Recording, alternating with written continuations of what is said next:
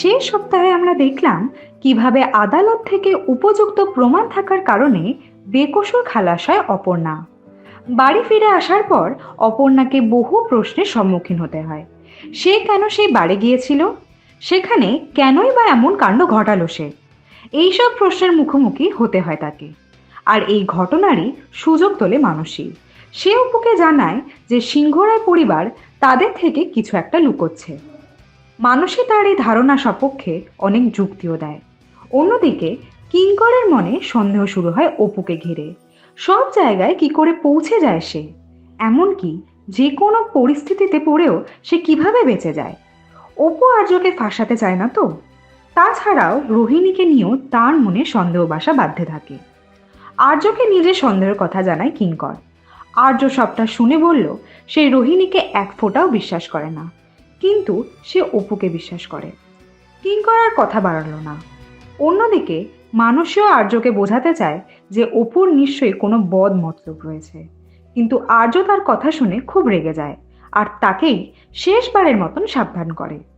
অন্যদিকে Valentine's day উপলক্ষে আর্য একটা স্পেশাল পার্টির আয়োজন করে। অপু পৌঁছায় সেখানে। সঙ্গে ছিল একটা গিফট, তাদের মতোই একটা মিষ্টি কাপলের পুতুল। আর্যর দেখা সেই জায়গায় পৌঁছে অপু তার হাতে সেই উপহার তুলে দেয়। আর্য তা দেখে খুব খুশি হয় আর সেই গিফট বক্সটা খুলে দেখে, কিন্তু আশ্চর্য, অপুর আনা সেই পুতুল আর নেই সেখানে, বরং সেখানে রয়েছে রাজলক্ষ্মীর খুনের নানা খবর। আর্য সেই সমস্ত কিছু দেখে অত্যন্ত রেগে যায়। সে প্রচন্ড রেগে যায় অপুর উপরে।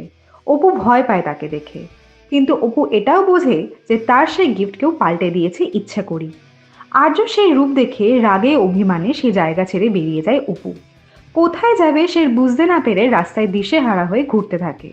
কিন্তু সেই মুহূর্তেই অপুর সামনে এসে দাঁড়ায় একটা গাড়ি, আর সেই গাড়ির ভেতরে ছিল রোহিণী। সে অপুর মন খারাপ তা বুঝতে পারে। রোহিণী অপুকে নিজের সঙ্গে নিয়ে যায় নিজের বাড়িতে। রোহিণী জানায় অপুকে হুবহু তার বোনের মতো দেখতে। সেই কারণেই তার মনে অপুর জন্য একটা বিশেষ জায়গা রয়েছে। অপুর কাছে গোটা ঘটনা শুনে তাকে শান্ত করতে হার্বাল টি দেয় অপু, কিন্তু সেই হার্বাল টি খেয়েই অজ্ঞান হয়ে যায় অপু। এবার রোহিণী আর্যকে ফোন করে জানায় যে অপু তার কাছে রয়েছে। আর্য তার কাছে জানতে চায় কি চায় সে, কিন্তু রোহিণী তাকে খোলসা করে কিছু জানায় না। তোড়ে ঘরে রোহিণীর কাছে পৌঁছায় আর্য। সেখানে পৌঁছেই সে দেখে একটা অন্ধকার ঘর। অন্যদিকে অপুরও জ্ঞান ফেরে, আর রোহিণীকে খুঁজতে খুঁজতে সেও পৌঁছায় সেই অন্ধকার ঘরেই। আর তারা সেই ঘরে ঢোকা মাত্রই ঘরের আলো জ্বলে ওঠে। তারা দেখে সেই ঘরটা তাদের জন্যই সাজানো। রোহিণী তাদের জন্য সারপ্রাইজ প্ল্যান করেছিল। আর্য আর অপু খুব খুশি হয়, কিন্তু তার পাশাপাশি তাদের মনে সন্দেহ জাগে রোহিণীর উদ্দেশ্য নিয়ে।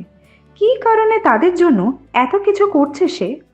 রোহিণী এবার তাদেরকে বলে যে তারা রাত্রে একসাথে ডিনার করতে যাবে, কিন্তু অপু তাতে রাজি হয় না। সে বলে শিবরাত্রির ব্রতর জন্য সে বাইরের কিছু খাবে না। রোহিণী আর কিছু বলে না তাদেরকে।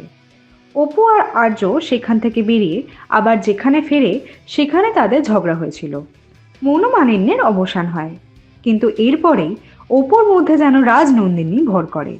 কিন্তু আর্য ডাকে সে আবার সাধারণ অবস্থায় ফিরে আসে। এরই মধ্যে সেখানকার একজন কর্মচারী এসে অপুর হাতে একটা উপহারের বাক্স তুলে দেয়।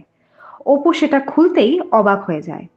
এটা তো আর্যর জন্য নিয়ে আসে সেই উপহারটা, কিন্তু যে পুতুল সে কিনেছিল সেগুলো কেউ একটা বিকৃত করে দিয়েছে।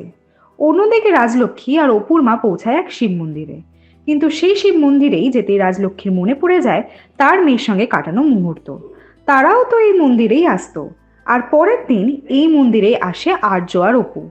আর্য প্রথমে যেতে না চাইলেও সেখানে সে যায়। মন্দিরে যেতেই কয়েকজন অপুকে অসম্মান করে।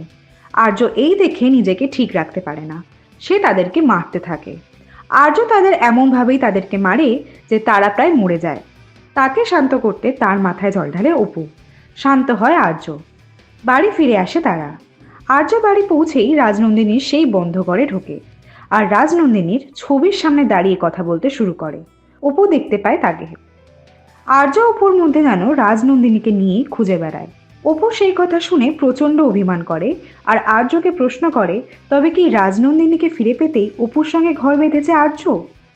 আর রোহিণীর মতলবটাই বা কি? জানতে নজর রাখুন রোজ সন্ধ্যে 6:30টায় শুধুমাত্র জি বাংলায়।